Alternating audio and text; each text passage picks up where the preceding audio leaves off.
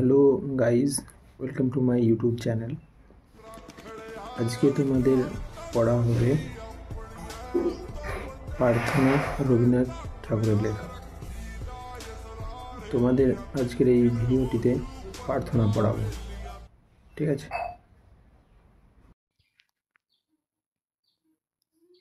প্রার্থনা রবীন্দ্রনাথ ঠাকুরের লেখা। তোমরা রবীন্দ্রনাথ ঠাকুরের লেখা এই জীবনীটি পড়ে নিও, ঠিক আছে? তারপর আমরা এবার পড়াতে আসি।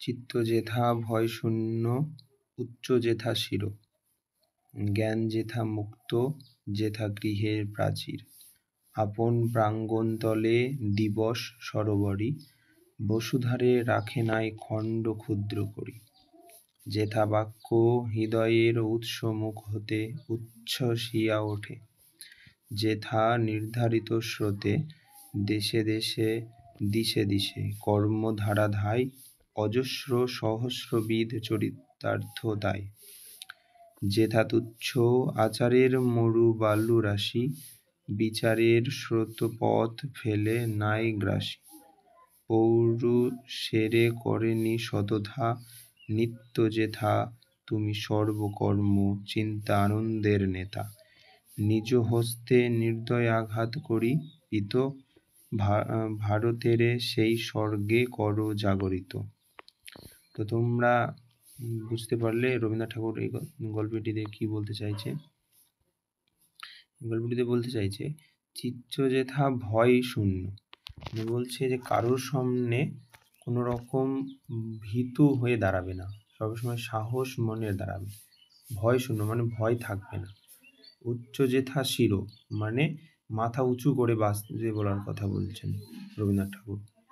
জ্ঞান যেথা মুক্ত মানে তোমার যে ধারণা বা জ্ঞান থাকবে সেটার মানে বলছেন যে জ্ঞান যেথা মুক্ত মানে মুক্ত ভাবে জ্ঞান পরিত্রাণ করবেন।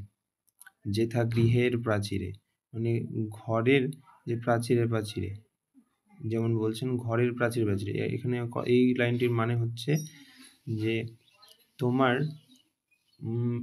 সমস্ত জায়গায় তোমার যে জ্ঞান, সেই জ্ঞানটাকে উদ্দীপ্ত বোধ করাকে বলছেন যে ঘরের প্রাচীরে আপন প্রাঙ্গণ তলে দিবস সরোবরী, বসুধারে রাখে নাই খণ্ড ক্ষুদ্র করি।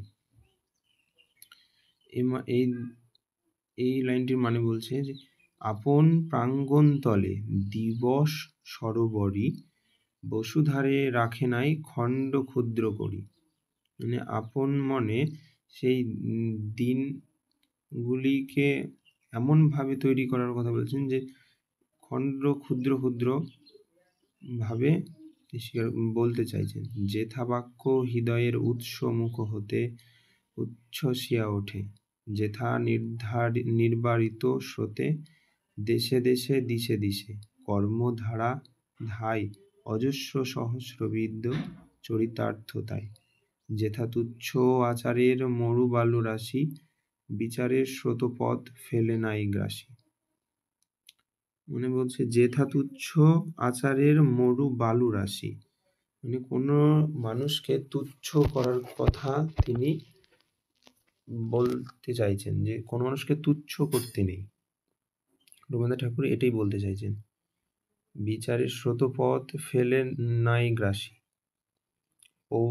পৌরুষেরে করে নি শতধা, সবসময় সত্যতা বিচার করতে বলছেন। নিত্য যেথা তুমি সর্বকর্ম চিন্তা আনন্দের নেতা, মানে তুমি নিজেই সমস্ত চিন্তা ধারণা আনন্দ সমস্ত কিছু তুমি নিজেই, নিজ হস্তে নির্দয় আঘাত করি পিত,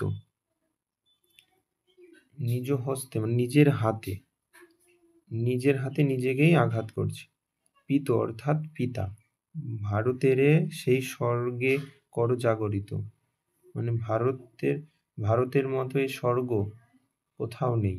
তাই তিনি বলছেন এই জগৎকে তিনি বলছেন অনেক উন্নত করার কথা বলছেন।